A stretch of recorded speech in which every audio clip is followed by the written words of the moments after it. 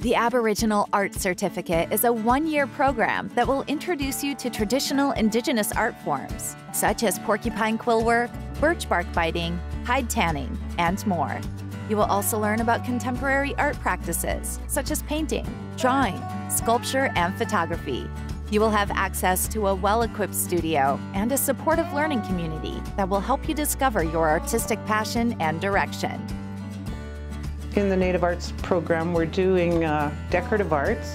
So today is scheduled for the students to pluck a porcupine and sort all the quills out, get them ready for dyeing and washing. And then this afternoon we'll be scaling some whitefish so that we're able to have the scales to wash and dye so that we have materials to work with in decorative arts. I can honestly say I was not expecting to come to school and learn how to pluck a porcupine. There's so many different things that you can learn in this program that it's just amazing. Somebody is looking to reconnect with their culture, this is the place to be. The Aboriginal Arts Certificate at Portage College is the only program of its kind in Canada. It is open to domestic and international students who meet the admission requirements.